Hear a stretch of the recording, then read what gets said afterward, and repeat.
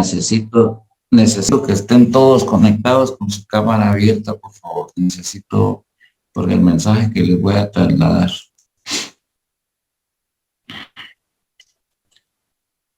Mucho gusto saludarlo, mi querido Marlon.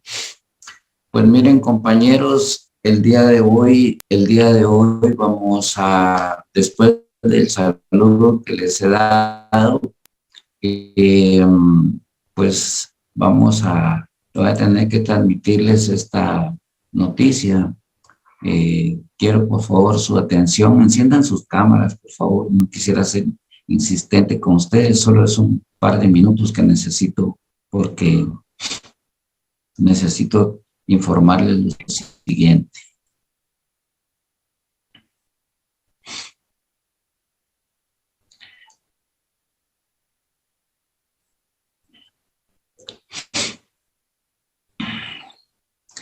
Si me hacen el favor, enciendan sus cámaras, por favor. Solamente quiero transmitirles lo siguiente.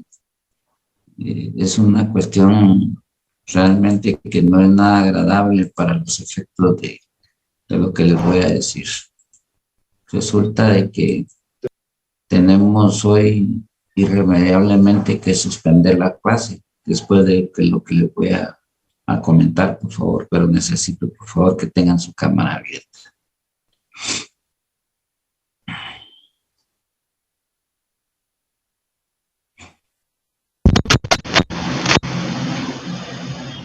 Los que vayan manejando o caminando, pues obviamente, pero al principio, como lo vimos en la toma inicial, ya habían abierto su cámara varios ahí, les voy a rogar, por favor.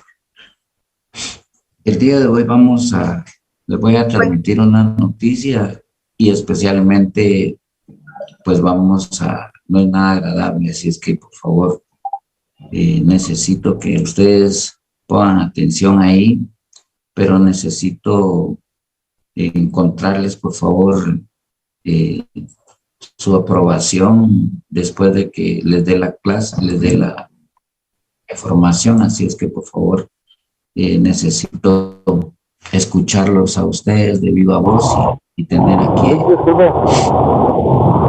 no puedo encender mi cámara porque voy manejando mi moto, pero sí lo voy escuchando. Vale, perfecto, está bien, gracias. Bien. Y yo también voy a apagar mi cámara porque voy a caminar ahorita. El día de hoy les voy a informar a ustedes, estimados amigos, vamos a suspender la clase por una situación muy especial.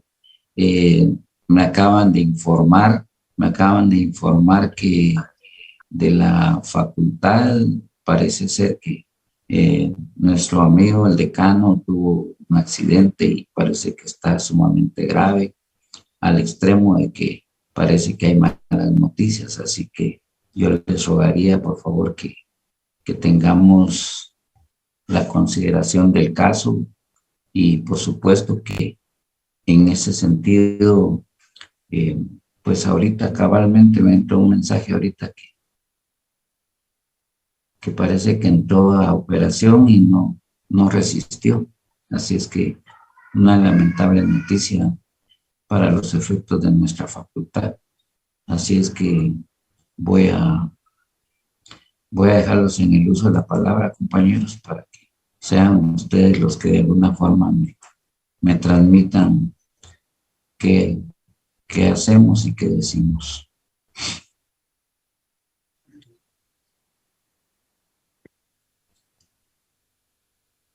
¿Alguno puede tomar la palabra, compañeros? Licenciado, buenas tardes, compañeros. Pues dada la noticia que realmente es bastante fuerte, ¿verdad, licenciado? Pues la verdad es que considero que procede dejar la clase, ¿verdad? Para nuevo aviso, porque sí es una noticia, como usted ya lo decía, que golpea mucho tanto a la facultad como a la universidad, ¿verdad? Entonces, cualquier cosa, pues seguimos pendientes y le agradecemos mucho, licenciado, que usted nos haya trasladado esa información. Sí, muchas gracias. ¿Alguien más que quiera tomar la palabra, por favor? Sí.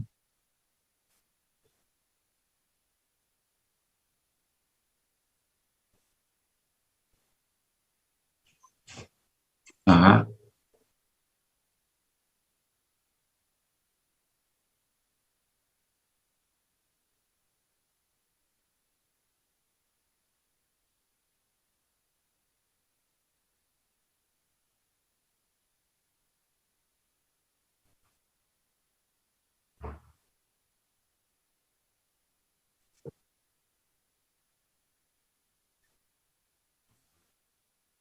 Es, es correcto. Buenas noches, Bueno, buenas tardes, licenciado, ¿qué tal? sí, Jessica, dime. Y considero, Luis, que lo más correcto es que las personas que pues, tuvieron el gusto de conocer al licenciado, ¿verdad? Se apersonen pues, acompañar a la familia. ¿Verdad? La verdad es una noticia. Sí, muchas gracias. Solo para que nos ubiquemos nada más en el contexto y dejar ya, solo ubíquese en el artículo 342 del Código Penal, compañeros. Solo necesito para que miren en dónde vamos a entrar en nuestra sesión de trabajo cuando nos enlacemos. Por favor, miren su artículo 342, por favor, que sería lo que tenemos que ver. La especulación, licenciado. Sí, léalo, por favor, solamente para que quede en el ambiente, que es lo que vamos a ver. Ok. Artículo 342, especulación. Quien, esparciendo falsos rumores, propagando falsas noticias o valiéndose de cualquier otro artificio semejante, desviare o falseare las leyes económicas naturales. Hasta ahí está bien, hasta ahí está bien. Bueno, con esto quiero decirles a ustedes de que lo que les acabo de comentar es una falsa, es un falso rumor, es una propagando falsas noticias, lo que significa que en términos generales, primero nuestro común amigo, el licenciado Henry Arriaga, está sano, está bien, no tiene nada, al contrario, está contento. No, usted me asustó. Era una cuestión nada más. Sí, de eso se trata. Porque yo apoyé al licenciado para la decanatura, tuve el gusto de conocer al licenciado Henry Arriaga y yo estaba asustada. De eso se trata precisamente el tema de hoy. Hasta hacer cooperacha para la corona íbamos nosotros y usted sí que... No, pero yo sé Lick, entonces sí vamos a recibir clases. Por supuesto que sí. La madre saliendo de la reunión. No. Se trata precisamente de que cada día que entremos a nuestra sesión de trabajo salgan mejor que como se conectaron. Y yo sé que con esto, definitivamente, para algunos dirán, qué mala broma, que no sé qué, no. Ese es el tema en particular el día de hoy. Es falsas noticias, falsos rumores que afectan precisamente en la psicosis de la población y esto se vuelva un caos. Al final de cuentas, por eso les pedí que abrieran su cámara para poder ver sus reacciones y gracias a los que lo hicieron porque son los que están metidos en la clase, son los que están realmente al 100% conectados, no solo conmigo, sino que consigo mismo, para los efectos particularmente de poder tener, pues en este caso, la atención correspondiente. De esto trata precisamente nuestro tema de hoy, pero como repito, fue una falsa noticia que yo me inventé. Él está perfectamente bien, desde aquí le mandamos nuestros saludos, por supuesto, y sabe que siempre estamos ahí para apoyarlo, ¿verdad? Lo importante es que es el impacto que causa precisamente estas falsas noticias. Por eso cuando le pedí favor a Shirley que me leyera, dice, quien esparciendo falsos rumores, propagando falsas noticias o valiéndose de cualquier otro artificio semejante, desviar o falsar. En este caso, se trata ya no directamente de una noticia común o de una noticia en general, sino de una ley económica, naturales de la oferta y la demanda. Con esto regreso entonces particularmente al 340 y el título 10, que es los delitos contra la economía nacional, el comercio, la industria y el régimen tributario. Ahí va a ser nuestro tema directamente el día de hoy y para los efectos de, entonces, inicio mi sesión. En primer lugar, diciéndole a ustedes que así como hoy utilicé esta estrategia para acaparar su atención, para encontrar, digamos, en ustedes, que son mis alumnos, y que traducidos a los efectos particularmente ideales, son como quien dice la sociedad cuando un gobernante o cuando alguien influyente en términos concretos crea una noticia y la esparce a tal extremo entonces de que pegan el impacto particularmente de la población o de la sociedad y eso crea caos. De eso trata precisamente este apartado de los delitos contra la economía nacional, el comercio y la industria. Porque cuando se crea una especulación, cuando se crean estos delitos, así como cuando se crean acciones como el monopolio, el acaparamiento, la especulación, el delito cambiario, por ejemplo, el pánico financiero. O sea, miren los delitos en particular y vean los nombres. Estamos hablando de delitos cambiarios, de pánico financiero. ¿Qué es lo que sucede entonces cuando aparecen estas noticias? Pues impactan justamente en la sociedad y se crea un caos. En el caso particular de los delitos contra la economía nacional, cuando se esparcen falsos rumores, en el caso particular, cuando se dice que hay escasez de un producto en particular, la gente, ¿qué es lo que hace? Empieza a comprar a lo loco y no importa el precio que le pongan, lo importante es tenerlo. Y eso es lo que de alguna manera crea caos y crea problema específicamente en la economía nacional. Me traslado entonces particularmente a la época del año 1976, cuando justamente apareció el 4 de febrero de ese año, en horas de la madrugada, pues algunos lo logramos vivir, otros como ustedes posiblemente ni habían nacido, pero igualmente se recuerda, fue el terremoto en Guatemala. Desgraciadamente fue el último que se suscitó y gracias a Dios pues ya no ha habido y esperamos en Dios que no haya más para no tener que, en este caso, lamentar pérdidas humanas. Pero eran las 4 de la mañana justamente cuando empezó el temblor, cuando empezó al final de cuentas lo que se convirtió en terremoto. Yo estaba muy pequeño, todavía me recuerdo, tenía tal vez como unos, no sé, 9, 12 años por ahí. Y finalmente me recuerdo que mi papá en dormitorio contiguo, pues se despertaba súper temprano. Ese día no fue la excepción y con el temblor con mayor razón. Le habló a mi mamá y bueno, nos levantamos todos, pero antes fue un amaqueo terrible en toda la casa, pues por el temblor, lo fuerte que hubo. Yo vivía en la costa, particularmente en el área por Escuintla, y fue bastante duro el temblor. Mi papá, como era normal y era habitual, empezó a encender la radio y ninguna emisora. La única emisora que se agarró en ese entonces, porque mi papá tenía un radio de aquellos Philips de unas antenonas grandotas, la única emisora que se logró agarrar fue Radio Rebelde de Cuba.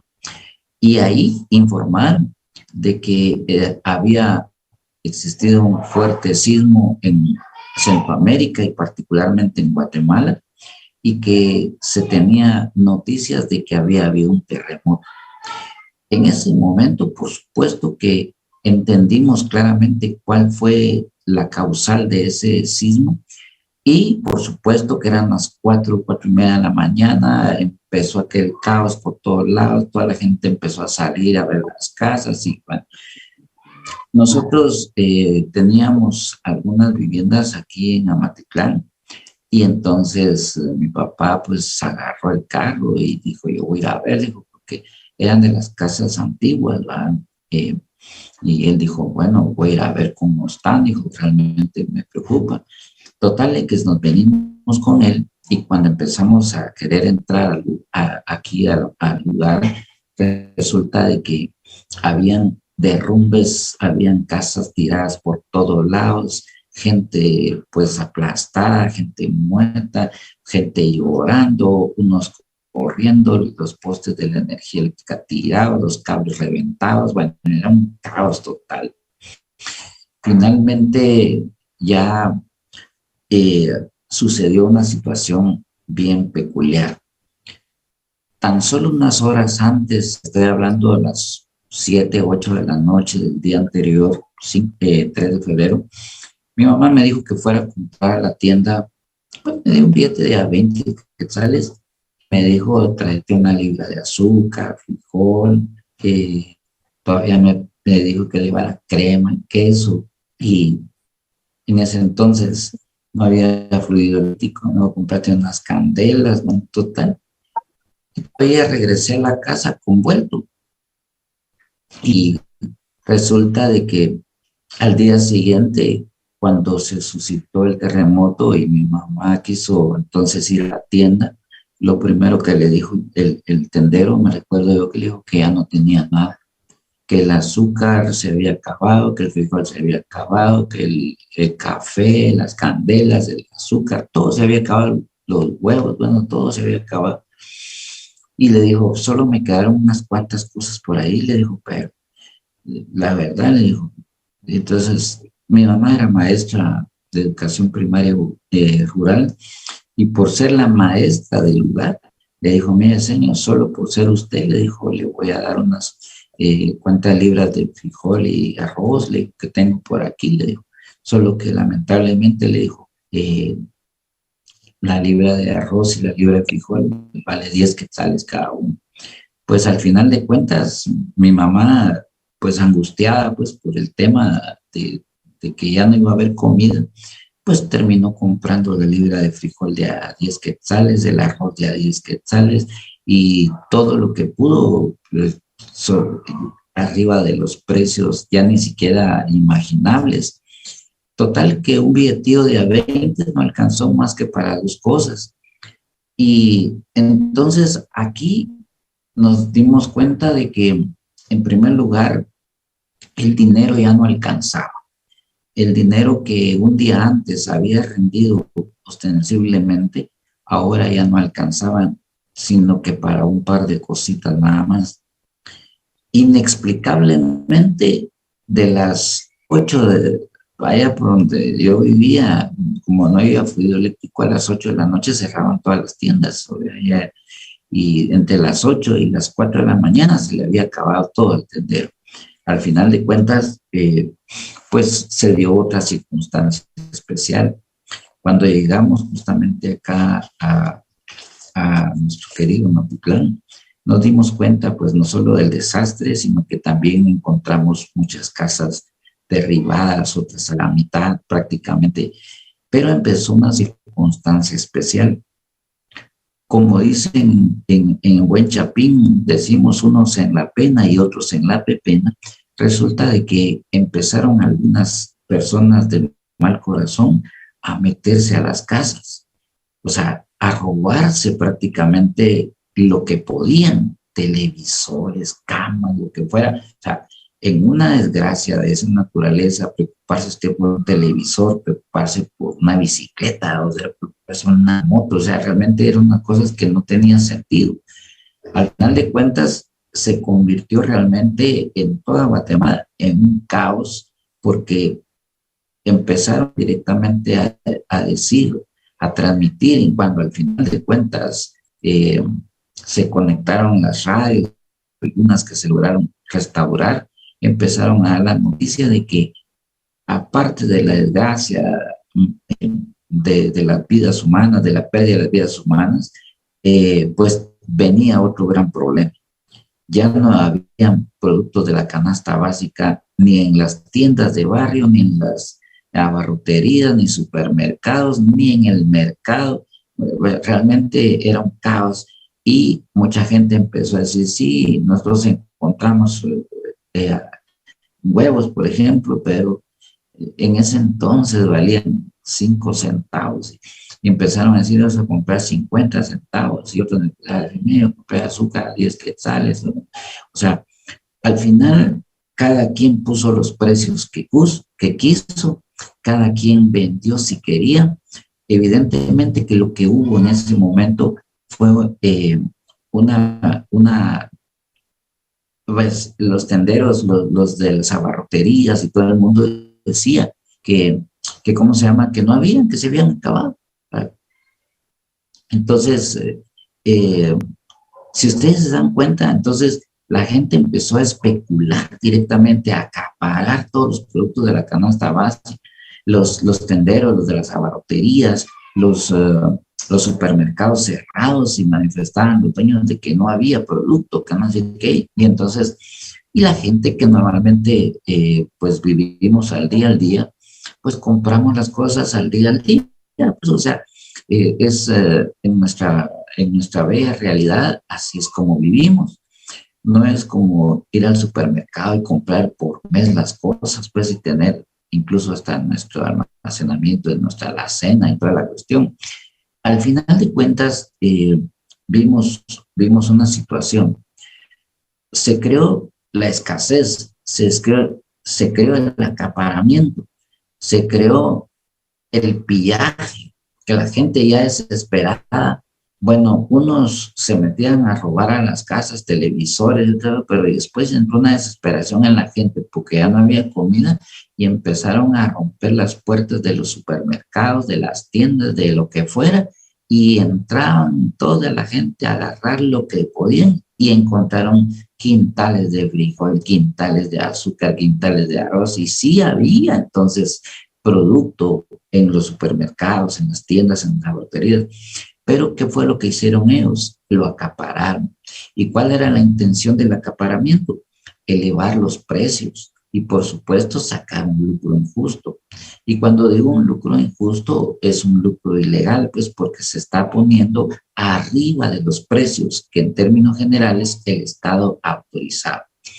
Y si lo vemos más recientemente, tal y como escriben los compañeros ahí, en la pandemia, justamente cuando entra el COVID, ¿se recuerdan ustedes que un día amanecimos con las tiendas cerradas y dijeron todo cerrado y solo dieron autorización de 7 de la mañana a 9 para ir a comprar y de ahí todos de regreso? Me recuerdo yo que en esa oportunidad, cuando salimos a la tienda, todos pedían colas en todos los lados habían colas de gente comprando y yo no sé por qué, pues lo que más compraban era papel higiénico. Al final de cuentas eran cosas inexplicables, o sea, nadie sabía qué era en realidad lo que pasaba. Lo que hubo directamente fue el esparcimiento entonces de una noticia que se convirtió realmente en algo que efectivamente causó un gran impacto en la sociedad y consecuentemente en la economía nacional. Y ahí es entonces donde nosotros miramos, por ejemplo, que el Estado hace, en este caso, los tipos penales con la intención de proteger de proteger a la sociedad, normando las conductas o los comportamientos de las personas. Y si lo vemos entonces aquí, en los delitos contra la economía nacional, el comercio y la industria, la intención es mantener entonces en perfectas condiciones las leyes de la oferta y la demanda. Si ustedes se dan cuenta entonces, para proteger directamente la economía nacional, el Estado crea estos tipos penales. ¿Cuáles? El monopolio, por ejemplo, en el artículo 340. ¿Y en qué consiste ese delito? Pues quien con propósitos ilícitos realizare actos con evidente perjuicio, óigase bien, para la economía nacional, absorbiendo la producción de uno o más ramos industriales, de una misma actividad comercial o agropecuaria, o se aprovechara exclusivamente de ellos a través de algún privilegio, o utilizando cualquier otro medio o efectuar maniobras o convenios, aunque se disimularen con la constitución de varias empresas, para vender géneros a determinados precios en evidente perjuicio, o vuelve a recalcar, en evidente perjuicio de la economía nacional o de particulares. Entonces, si ustedes se dan cuenta, con estas formas de monopolio, ¿qué es lo que sucede? Que la persona jurídica, que en este caso va a ser el sujeto activo del delito, también lo puede ser un particular, por supuesto, a una persona individual, resulta entonces de que acapara para sí la producción de un determinado producto, e impone los precios que quiere.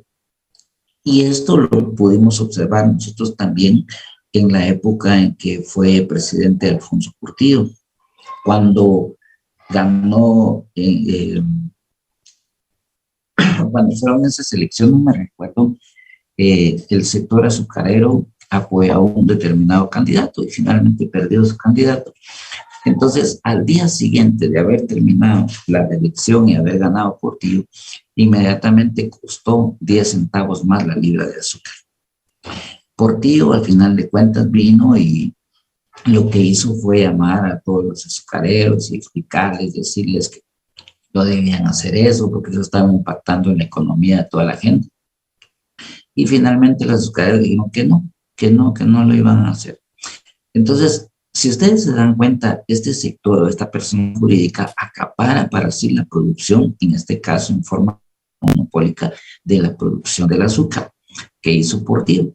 Pues abrió las fronteras prácticamente para comprar azúcar en Cuba y en Dominicana, y venían aquellos embarques de azúcar, y entonces otra vez bajaron los precios al alcance del Portillo. O sea, si nosotros analizamos estos fenómenos que hemos ido viendo ahorita, lo que se perjudica en términos generales es el poder adquisitivo de la moneda. El poder adquisitivo de la moneda, que en términos concretos no alcanza para comprar. Y por supuesto que esto redunda entonces en un problema que afecta directamente a la sociedad. ¿Qué pasó entonces en el año 76 cuando se produjo el pillaje y el acaparamiento? Si ustedes miran en el 341, dice otras formas de monopolio, y ahí aparece en el numeral primero el acaparamiento o sustracción al consumo de artículos de primera necesidad con el propósito de provocar el alza de los precios en el mercado interno. Dice todo acto o procedimiento que impida o se proponga impedir la libre concurrencia en la producción o en el comercio. Y así podemos ir viendo, dice la venta de bienes de cualquier naturaleza por debajo del precio de costo, o sea, ni muy alto ni muy bajo tampoco, porque al final de cuentas ese es el gran problema. ¿Qué pasó entonces? Para regresar y llevar una secuencia cronológica de lo que fue pasando. En el año 76, ¿qué pasó? El terremoto, aparece el acaparamiento, la especulación y el monopolio, indicándose de que ya no hay productos de la canasta básica. Se alteran las leyes económicas de la oferta y la demanda, y los que tenían, en este caso, el producto lo elevan. Y por supuesto, el valor adquisitivo de la moneda ya no es suficiente. Pero aparte de eso, se produjo directamente el pillaje. La gente entraba a las casas, se robaba las cosas, entraba a las tiendas, entraba a todos lados y se robaba. Eso evidentemente pues creó otro problema.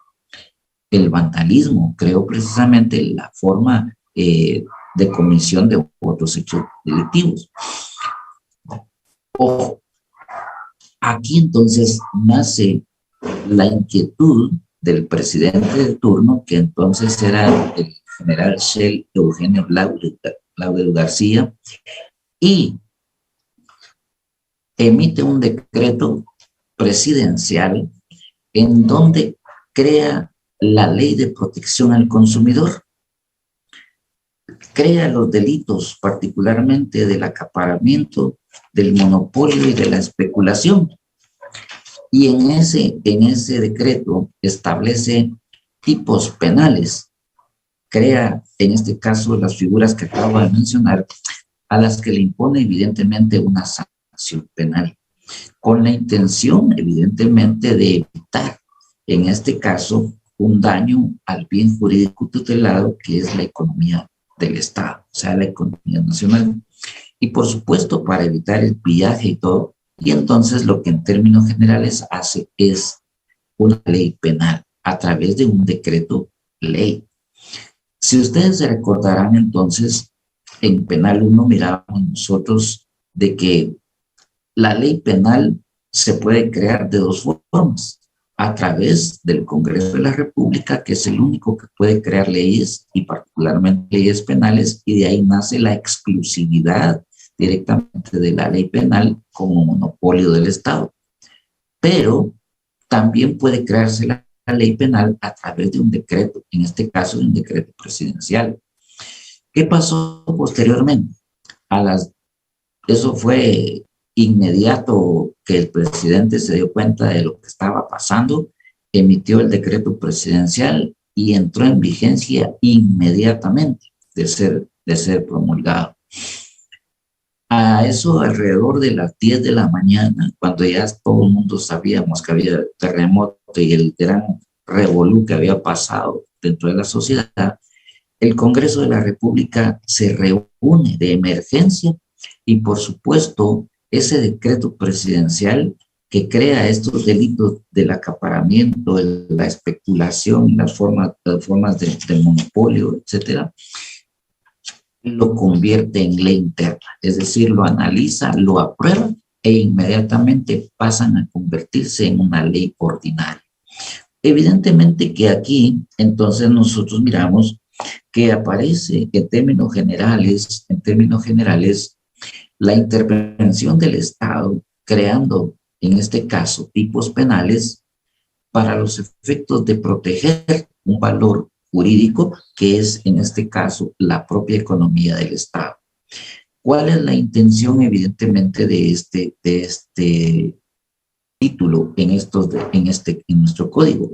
Es proteger entonces la economía nacional. Y al proteger la economía nacional está protegiendo la economía de todos y cada uno de nosotros. ¿Por qué? Porque entonces ahora resulta de que ya podemos ir a comprar a la tienda al precio regulado por el Estado. Y por supuesto, cuando encontramos alzas en esto, abocamos evidentemente a estos tipos penales para los efectos de mantener entonces el orden entre de las leyes económicas de la oferta y la demanda. De ahí entonces nosotros vemos de que hubo intervención del Estado para proteger la economía de cada uno de nosotros. Eso pasa en el año 76. ¿Qué pasa en la actualidad cuando se da la pandemia?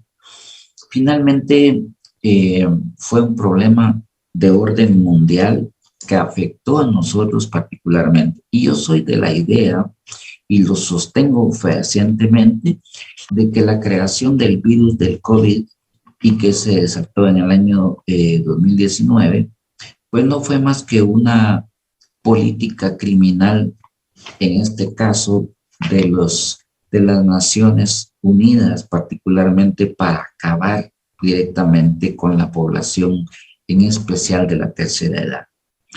Ya antes, en el transcurso de los gobiernos anteriores, particularmente como unos 10 años antes, en un congreso jurídico en Londres, se estableció de que existía ese virus y de que podía darse directamente en función del exterminio de la gente.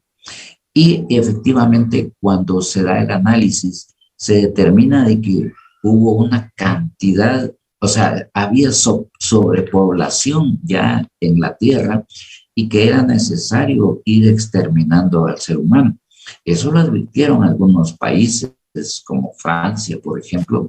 Ellos tomaron la palabra en esa convención y advirtieron a los estados de que se equiparan, en este caso con sus mejores hospitales, con capacidad para médicos, con insumos, con medicinas y todo, pero no le dieron la importancia.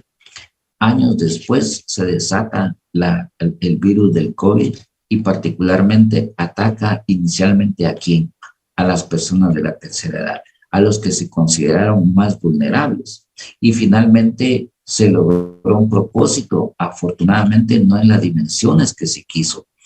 Entonces se amplió la potencia del virus para que atacara ya no solamente a las personas de tercera edad, sino también a los jóvenes y particularmente después a los niños. Entonces, la idea, la política criminal en ese sentido fue prácticamente la idea de un genocidio, o sea, exterminar directamente parte de un grupo étnico o parte de la población en términos generales. Y eso lo sabemos todos los que somos abogados, los que somos penalistas y particularmente los que tenemos sentido común, de entender de que esta no fue una cuestión de que mentira, de que apareció un murciélago, se lo comió un chino. Es mentira, eso fue lo que nos vendieron a nosotros la idea. Los chinos de por sí, los coreanos y todos los asiáticos comen de todo. Yo tuve la oportunidad por cuestiones de trabajo de ir a Corea y ahí uno pasa en cualquier restaurante y, por ejemplo, cuando uno va a desayunar, pues lo mismo que uno come aquí, come allá, con la única diferencia de cuando uno pide su juguito de papaya aquí, por ejemplo, cuando uno va a naranja, allá le dicen a uno, mire, ¿qué más va a querer? Y le enseñan los frascos ahí donde hay gusanos y de todas naturaleza, de clases de gusanos, y le dicen, ¿cuál quiere de esos? Porque ellos han estudiado que los gusanos o todos los animales tienen propiedades vitamínicas y todo eso, y entonces ellos agarran y se lo echan al jugo y lo licúan y ya se lo toma uno y ya se comió el gusano que no aquí tanto que aborrece. Y porque yo también recibo, en este caso, por mi trabajo, delegaciones de coreanos que se vienen a instalar para crear negocios, maquilas, etcétera.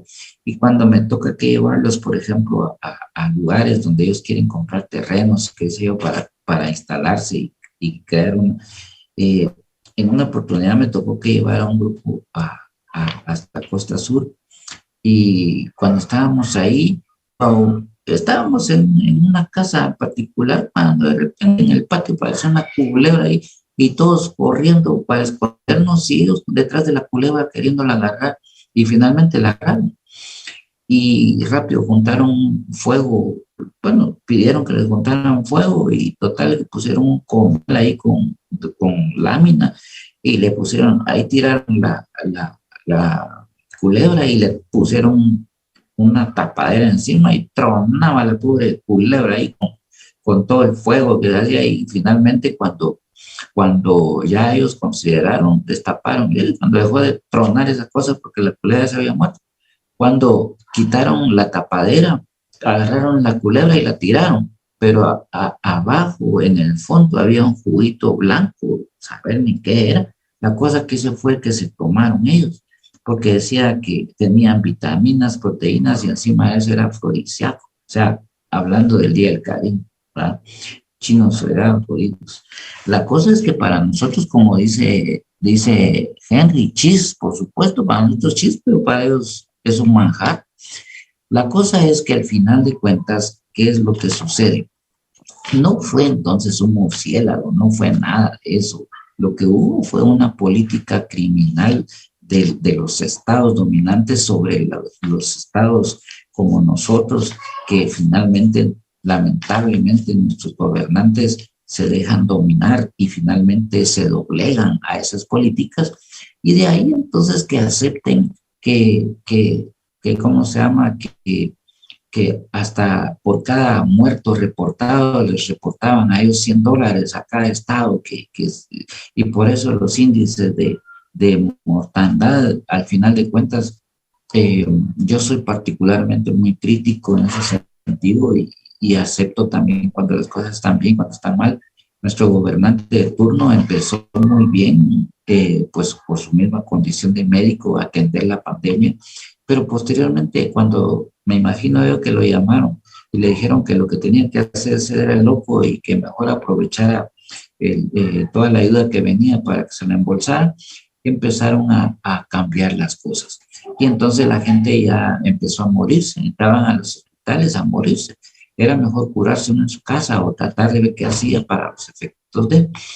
Era una política criminal de exterminio de parte de la humanidad, y si ellos hubieran podido, matan a todo el mundo y se quedan solitos ellos.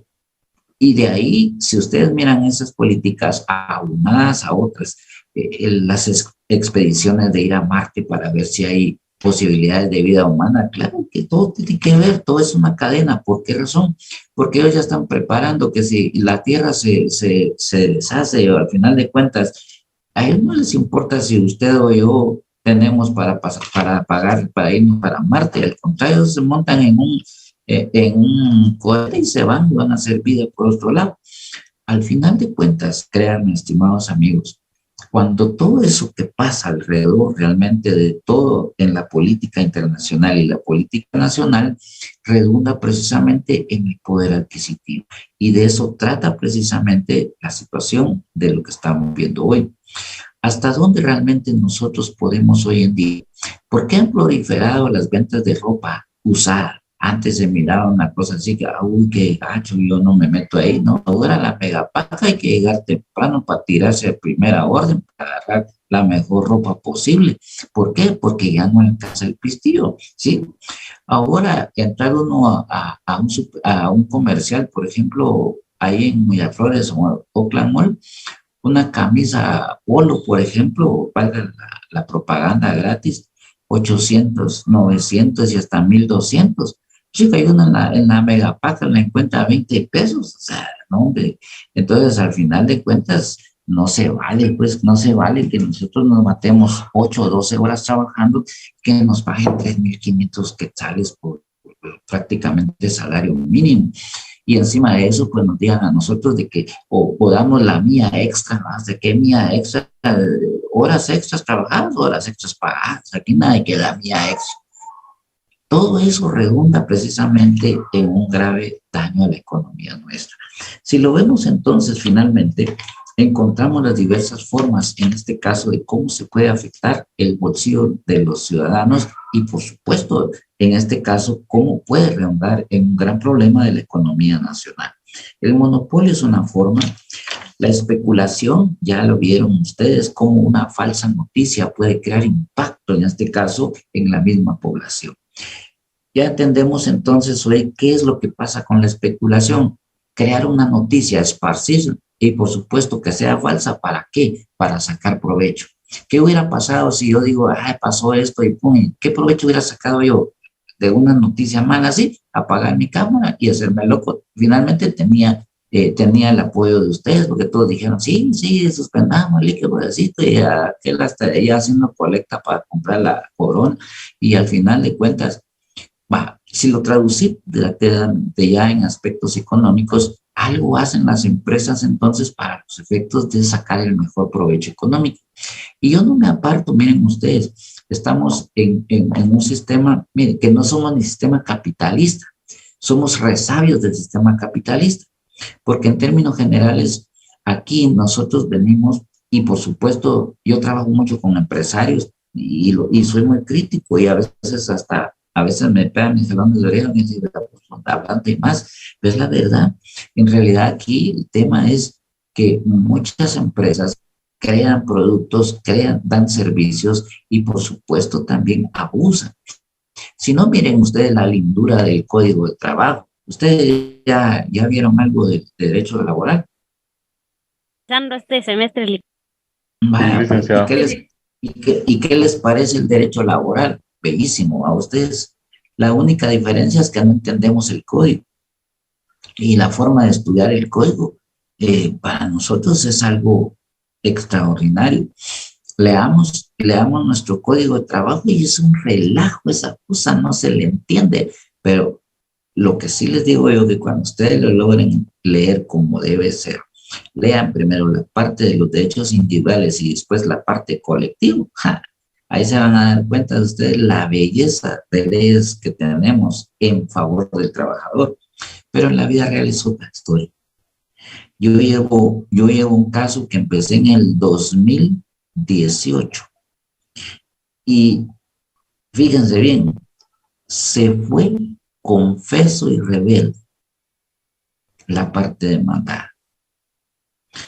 2023. Ya con sentencia por parte de la Corte de Constitucionalidad, donde ordena que se dé por ejecutoria la sentencia, debe pagar. Hoy, 14 de febrero del 2023, y no se cumple. ¿Y por qué? Porque existen tácticas dilatorias, ¿va? Ustedes que utilizan los abogados y términos generales, se planteó un amparo, se planteó un amparo que tardó año y medio para ser resuelto. Se supone que un amparo, una acción constitucional de esa naturaleza es para resarcir o para para proteger cuando se trata de la vulneración de una garantía constitucional, ¿va ustedes? Y año y medio para decir que no había ningún daño. Entonces, al final de cuentas, y ni saben quién es el trabajador, ni saben quién es el demandante. Usted. ¿Usted, Lick? Yo soy el demandante, yo soy el trabajador y soy mi propio patrocinador. Yo, 2018 hasta la fecha. Lick, pero acaban de crear el juzgado pluripersonal para las arbitrariedades. Bueno, el problema es que se topa usted con una triste realidad. Es que por eso les digo, mire, las leyes están ahí y todo es una belleza y toda la cuestión.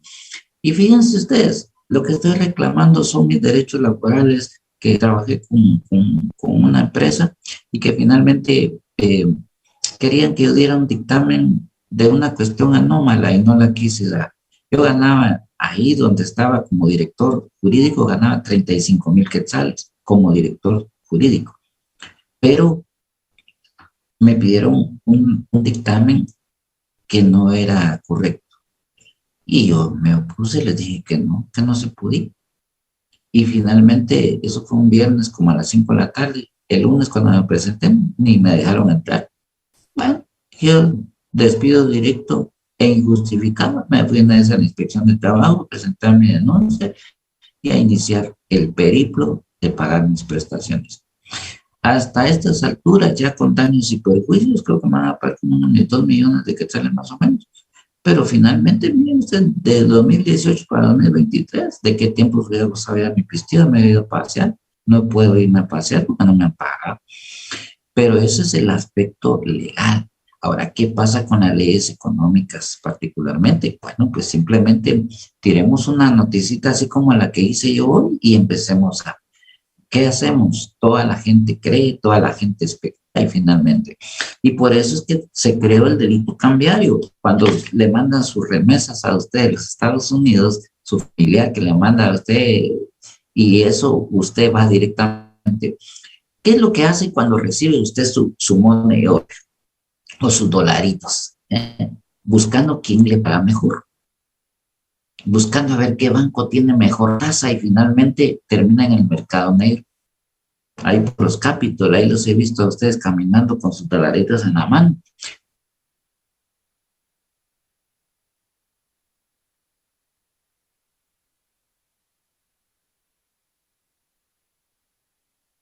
Como dijo aquella, va a estirar y estirar y estirar el dinero, ¿va usted? Pero finalmente, ¿qué pasa? Cuando nos vemos en estas circunstancias, afectamos entonces parte directamente de todo el sistema bancario, porque ese dinero puede, en última instancia, que se cambie en el mercado negro, irse por otros rumbos. Entiéndase, lavado de activos, ¿verdad? Corrupción, etcétera. Entonces, se afecta la economía nacional porque ese dinero muchas veces pasa de largo directamente sin tributar. Entonces, se crea el delito cambiario. ¿Para qué? Dice, quien no venda al Banco de Guatemala o a los bancos del sistema habilitados para operar en cambio las divisas que estuviera obligado a negociar. Entonces, la idea es proteger la economía nacional. Cuando usted le mandan entonces los dolaritos, ¿qué es lo que debe hacer? Es ir al banco o al de Guatemala o al sistema para que en términos generales pues usted pueda contribuir a la estabilidad económica. Esos dolaritos que a usted le mandan entran al Estado y por supuesto el Estado ya los administra. En este caso ya sea que se los lleven los funcionarios o los tengan en sus apartamentos y cuando hay un allanamiento los encuentren ahí amontonados, ¿verdad? Pero la idea básica es que nosotros hagamos lo correcto, es decir, ir al banco para evitar, en este caso, el delito en términos generales que se ha denominado delito cambiario. Bueno, ¿y qué pasó? Mira, hace poquitos, si miramos el 342B, el pánico financiero, imagínense qué pasa a ustedes. Ustedes hace unos días se corrió la bola. Oigan, se corrió la bola de que un banco X de color naranja con verde iba a cobrar 5 quetzales por manejo de tarjeta de débito. Yo fui uno de los que me opuse y puse mi post ahí, que había que sacar nuestro dinero, que la nada que era injusto. A los 2 días me mandaron un mensajito. Se le ha depositado en su cuenta los 5 quetzales. O sea, me devolvieron mis 5 pesos. Me devolvieron mis 5 pesos. ¿Pero por qué? Porque iba a anunciar que si no me devolvían mis 5 pesos, iba a sacar mi dinero del banco. Y claro, cuando miraron, chica, es el doctor Rueda, va a sacar su pisto de nuestro banco. No, aquí va a quebrar nuestro banco, mejor no, devolvamos esos 5 pesos. ¿Qué pasó ahí? Así como yo publiqué, publicaron todos y se va corriendo la bola y se convierte una bolita en una gran bola, como que fuera una bola de nieve. Y finalmente, ¿qué pasa ahí? Comete delito de pánico financiero quien elabore, divulga, reproduzca por cualquier medio o sistema de comunicación información. Pero aquí no era información falsa, era cierta. Pero la idea fundamental aquí es que si se crea una información falsa o inexacta de comunicación, en este caso, que menoscabe la confianza de los clientes. Hace muchos años, ya no recuerdo cuándo más o menos, pero ¿se recuerdan ustedes cuando quebró el banco, Bancafelic? Banco de Comercio. No, antes, el Banco Metropolitano, ¿se recuerdan ustedes? El Banco Metropolitano, ¿ya? No, que está ahí por la 4ª y 16, ahí había uno.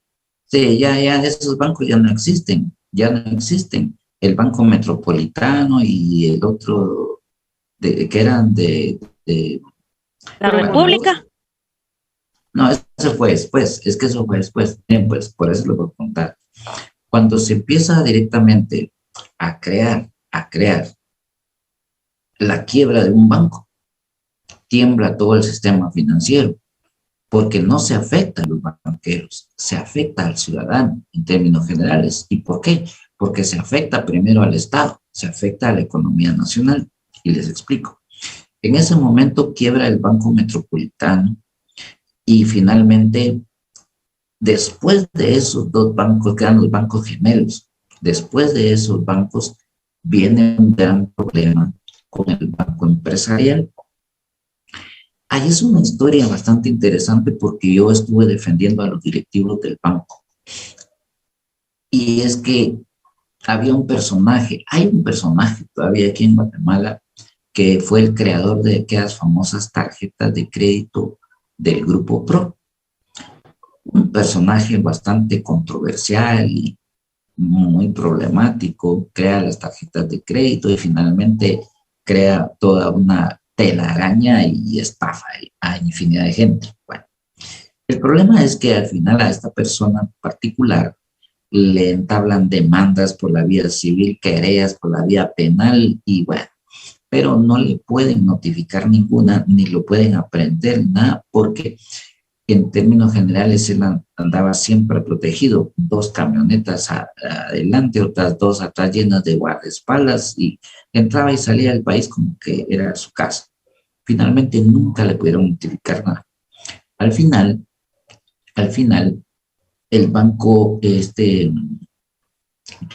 yo defendí, resulta de que viene y saca en su creación el 60% de las acciones de los directivos que lo fundan y finalmente saca a la venta el 40% de las acciones para nutrirse financieramente. Viene este personaje y se comunica con sus deudores y les dice: ¿ustedes quieren que les pague? Sí, por supuesto, desgraciado, estafador. Entonces compran las acciones del Banco Empresarial, pues me nombran presidente y yo voy a llegar a saquear el banco y voy a pagar. Y la verdad es que sí lo hizo. En una asamblea extraordinaria, anómala, por supuesto, la gente, el promotor y el metropolitano, gracias, esos son los 2 bancos gemelos que quebraron por acciones distintas. Pero después vino el Banco Empresarial y resulta de que vienen, compran las acciones, hacen una asamblea extraordinaria, no hacen el edicto correspondiente, lo hacen en una oficinita, en una cafetería de mala muerte, redactan el acta donde lo nombran al presidente y astutamente llega el día viernes, casi a las 3 de la tarde, a entregar a la superintendencia de bancos, y resulta de que al final la superintendencia de bancos lo agarra y acepta y lo nombra presidente. El día lunes se presenta él al banco a tomar posesión. Y todos los directivos que estaban legalmente constituidos, pues asustados y todo, y corren a la superintendencia de bancos y dicen, no, aquí hay una acta de la asamblea donde lo nombran a él, así que en cuestión de días, o por supuesto que eso fue tomando posesión él, e inmediatamente presentó una denuncia en contra de los directivos actuales, indicando que había un delito de estafa mediante información contable. Y ni saben qué es lo que pasa. Vienen los directivos del banco fundador y resulta que, como la mayoría eran ingenieros, médicos y tal cosa, entran en miedo y salen huyendo. Se van a esconder porque se libra una orden de aprehensión en contra de ellos. Obviamente, a compadre hablado ustedes con el juez. Y finalmente, ¿qué pasa? Entre que se esconden, entre que buscan ayuda profesional, en que la encuentran, en que al final de cuentas nos pagan, se pasó una semana. En una semana empezaron a desfalcar al banco a tal extremo de que lo hicieron prácticamente quebrado. Y resulta entonces de que muchos cuentavientes, ahí viene el asunto, se dan cuenta. Porque algunos pues obviamente hacen préstamos y préstamos que ya estaban solo para pagarse, suspendidos. Llegaba uno con su cheque para cobrar un cheque, no se lo pagaban y no le daban explicación. Entonces empezó a crearse un problema, empezó a crearse entonces ese rumor de que habían problemas en el banco. Y finalmente cuando se saca la noticia, efectivamente, la gente se da cuenta de que el banco no puede pagar, que no pueden sacar sus cuentas. Y claro, toda la gente llega a hacer sus colas y a querer sacar su dinero y el banco les dice que no. ¿Por qué? Porque ya no había liquidez en el banco. Entonces, fíjense bien cómo opera el sistema en Guatemala. A todo eso, pues yo ya era abogado de los defensores, de los directivos del banco, y entonces empezamos a movernos para que el banco no terminara realmente en ruina total. Y entonces lo primero que hicimos fue empezar a ponernos a disposición de la justicia y a tomar declaraciones y toda la cuestión, y como fue una presentación espontánea, algunos les dieron medidas sustitutivas. Y eso ya permitió que ellos estuvieran otra vez a la vida política tranquila. Al final, ¿qué pasa? Resulta entonces de que cuando ya estamos tranquilos de que están libres y sin problema de eso, entonces empezamos a ir empecé a documentarme y particularmente a establecer de que la asamblea había sido anómala, de que no había habido tal asamblea, ni edictos, ni por supuesto. Y a todo eso entonces ya lo llevamos a la superintendencia y la superintendencia revoca esa presidencia que había otorgada y la vuelve a los fundadores. Miren, porque yo lo vi, gente que llegaba, obviamente de los que llegaron a saquear el banco, con cheques de 5 millones a las ventanillas a cobrarles y las pagaban, obviamente con el visto bueno del presidente del banco, del gerente financiero y de todos los que tienen que ver, y pagaban en ventanilla 5 millones. Y uno llega con su chequecito de 5,000 pesos y ya falta que le pidan a uno tal modo de andar y cómo lo obtuvo, etcétera, y ahí lo pagaron. Pero miren, pues, para que no quebrara y no se afectara el sistema financiero, el Banco de Guatemala autoriza en tan solo 2 líneas, otórguese al Banco Empresarial la cantidad de 20 millones de quetzales, punto. Y a mí me dieron la noticia y me fui con los directivos ahí al Banco de Guatemala. Ha sido la única vez que yo he visto en mi vida tanto dinero. Abrieron las bóvedas y a meter en los bancos, en los carros esos blindados, el dinero que habían prestado. Me quedé yo tonto porque una vez hice un préstamo en el banco y me pidieron hasta el modo de andar de mi pobre madre mía y de todos los que tenían que ver, nada que ver mamá con el precio, y hasta eso me pidieron. prometí nunca más volver a pedir un préstamo. Y no eran cosas ni del otro mundo. La cosa es que a ellos en 2 líneas, así, otórguese al banco empresarial la cantidad de 20 millones de que sale con nada más. Y con esa notita ya les dieron los 20 millones. Y todavía la guardo ahí como recuerdo de ese caso. Y resulta de que, ¿qué le pasó? El Banco de Guatemala otorga los 20 millones para darle liquidez al banco. Y con eso empiezan entonces a pagar los cheques, empiezan a pagar personal, empiezan a la gente que llegaba directamente, mire que voy a terminar, le explicaban y toda la cuestión, y algunos entraban en razón, pero mire, puedo llevarme aunque sea una parte, sí, no tengo pena. Y mire, cuando se empezó a normalizar el sistema otra vez del banco, la gente ya, pero en tanto que, ¿qué pasó? Correos, mensajes, de voz en voz, se creó aquello de que el banco, como ya quebró el promotor y ya quebró el metropolitano, también va a quebrar, la gente empezó a querer sacar su dinero. Así terminó la historia, obviamente, de este banco, dando la inyección por parte del Banco de Guatemala, por parte del Estado. ¿Cuál era la intención? Pues evitar que se quebrara la economía nacional. Y posteriormente después viene el Banco de Comercio, después viene Bancafé y toda la cuestión que al final de cuentas crea un caos en el sistema financiero. Y claro está, el pagano de todo esto, ¿quiénes somos? Todos nosotros, los ciudadanos comunes y corrientes, los que al final de cuentas vivimos al día. Entonces, para evitar esto, el Estado crea estos delitos, crea el delito de pánico financiero, con la intención, obviamente, de que nadie venga y elabore o divulgue o reproduzca, en este caso, información y sobre todo si es falsa. El banco tal va a quebrar y allá va todo el mundo corriendo a sacar. Para evitar eso, se crea precisamente el delito de pánico financiero. Quiere decir entonces que la intención fundamental de estos delitos en general es justamente proteger la economía nacional. De eso trata en particular estos delitos.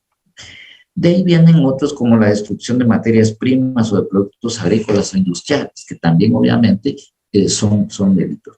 Propagación de enfermedad en plantas. Sin duda alguna que estos son indiscutiblemente los más importantes. La explotación ilegal de recursos naturales. En este caso, sí les puedo comentar a ustedes que en este caso, obviamente, la idea fundamental es afectar, obviamente, el patrimonio del Estado y, por supuesto, la economía nacional. Aparecen otros delitos, como los delitos contra los recursos forestales, que obviamente aparecen establecidas en el decreto 101/96 del Congreso de la República, como el delito de contaminación. Y por supuesto la contaminación industrial, aparece la responsabilidad del funcionario y la protección a la fauna, que son los delitos que en términos generales afectan la economía nacional. Y si lo vemos en términos generales, por ejemplo, en el caso directamente, es la producción de palma africana, por ejemplo, que produce un grave daño, especialmente al ecosistema. Se utiliza mucha agua y para crear esas fuentes de producción se desvían los ríos, entonces al final de cuentas se afectan también a las poblaciones aledañas. En términos generales, ustedes se dan cuenta qué es lo que hace el Estado, protegerse a sí misma de los actos que en términos generales los ciudadanos, los particulares, las personas jurídicas o las personas individuales puedan realizar directamente en contra de la propia economía del Estado. En términos generales, si ustedes observan entonces, la intención fundamental aquí es algo y con esto concluyo.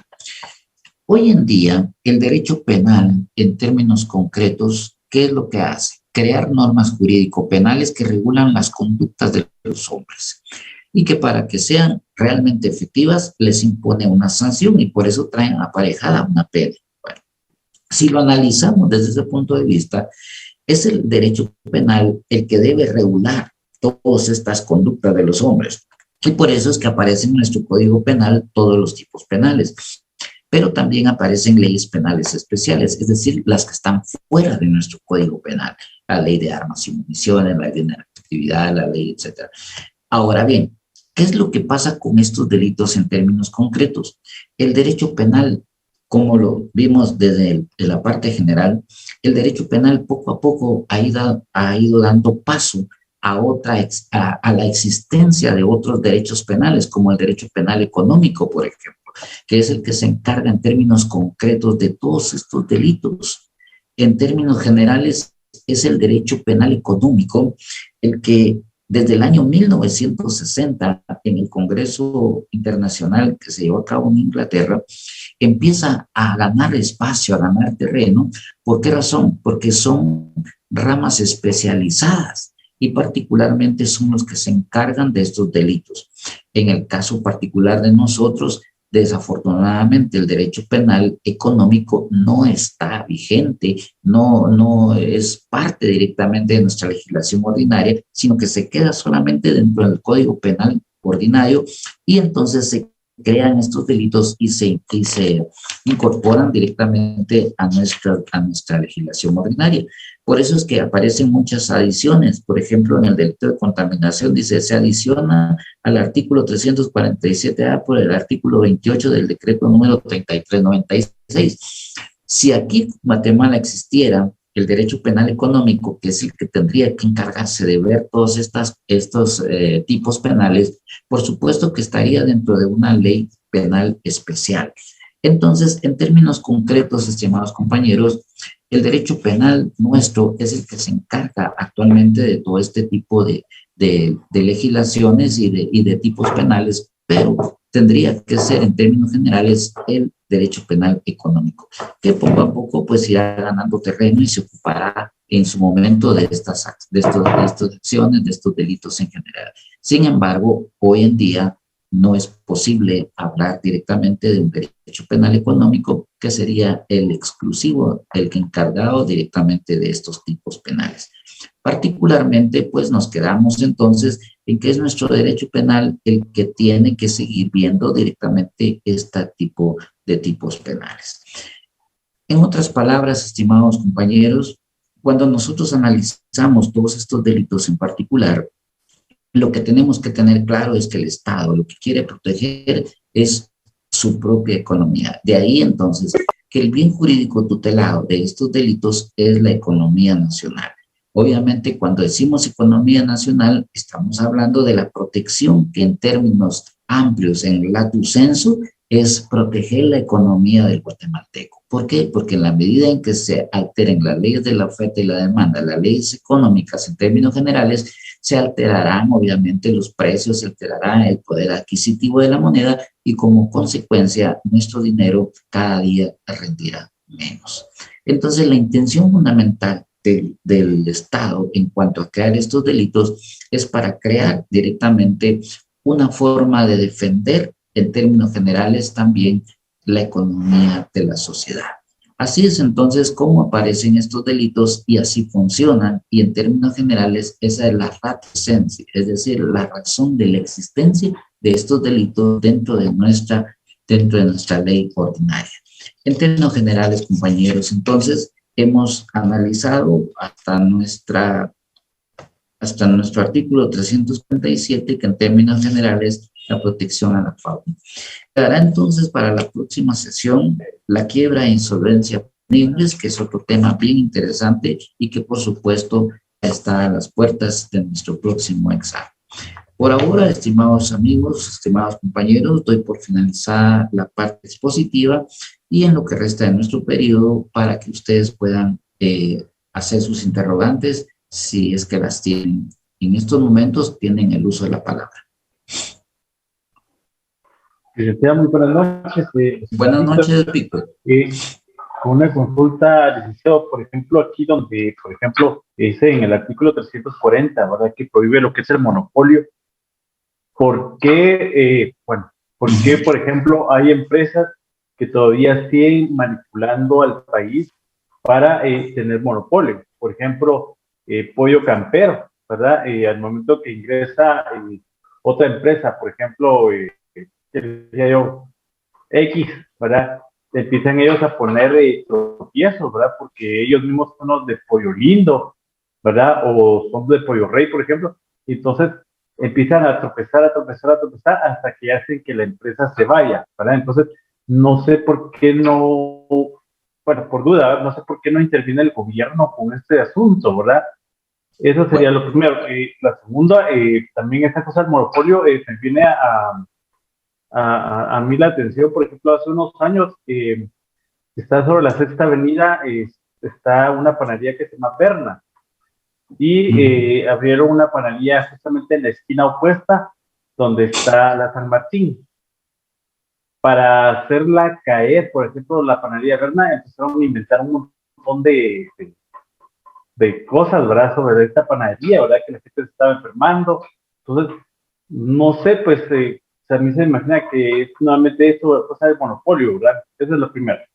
La tercera es con una empresa de telefonía, ¿verdad? Que claro, también, ¿verdad? Que para tener ellos mismos el monopolio del país de las líneas telefónicas, compran Telefónica, ¿verdad? Entonces, para seguir manipulando, o sea, no sé, o sea, en qué sentido no interviene el gobierno, ¿verdad? Con estas empresas, ¿verdad? Para decir, mire, basta, eso no es permitido, ¿verdad? Entonces, solo me causa cierta duda, pues, licenciado. Muchas gracias. No tenga pena, Víctor. Mire, para responderle en forma general, la situación fundamental es que aquí, desgraciadamente en Guatemala, y ahorita lo estamos viviendo justamente en una época electoral. Y si nos damos cuenta, lamentablemente muchas de estas empresas terminan apoyando a los partidos políticos y especialmente pues le apuestan a los que ellos consideran que van a ganar, ¿verdad? Y yo me atrevería a decirles entonces que cuando al final de cuentas gana el candidato que, bueno, ellos han apoyado, pues obviamente empiezan las exigencias y parte de eso es por lo que de alguna manera los estados o los gobiernos, mejor dicho, de turno, no accionan. Lamentablemente es una triste realidad, pero cuando hay intereses políticos de por medio, pues las leyes al final de cuentas terminan sobrando. Y eso es para mí una de las razones por las cuales, a pesar de que aparece directamente la figura como tal, pues se sigue utilizando. Pero también cuando el Estado interviene, el gran beneficiado es justamente el consumidor final. Y aquí entonces me paso hasta la respuesta siguiente, en el caso particular, por ejemplo, de la telefonía. Cuando empezó la telefonía celular, era un lujo realmente tener teléfono celular.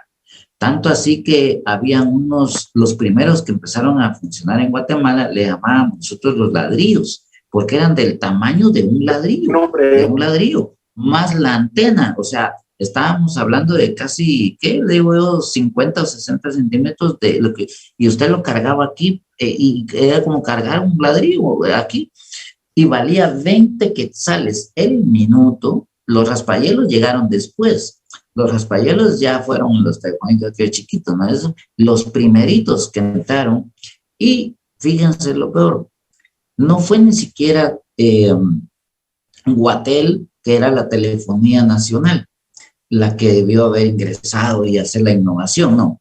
Se vende la telefonía nacional con todo y su infraestructura. Entonces se posiciona la empresa, en este caso voy a hablar claramente Tigo, y se aprovecha de toda la infraestructura, mete la telefonía, pero pone los precios que ellos quieren. Y finalmente nadie podía decir nada porque no había otra telefonía más que ellos. Y como era el último grito de la tecnología, entonces finalmente, ¿qué pasaba? Había que pagar el precio que ellos ponían, sí o sí. Y por eso era un lujo realmente tener un teléfono de esa naturaleza. Claro, como dice la canción de los Tigres del Norte, llámame cuando haya mucha gente para darme mi lujito, ¿va? Y entonces se empezó a utilizar directamente el teléfono en esa dimensión. 20 quetzales la llamada saliente y 20 quetzales la llamada entrante. Entonces te encargo, compadre, no me vas a llamar, ¿verdad? ¿Por qué? Porque eran 20 quetzales por minuto. Bueno, y eso prevaleció durante un buen tiempo y claro, la gente que podía darse ese lujo le digo porque finalmente, previo a eso, muchos no teníamos ni teléfono de casa.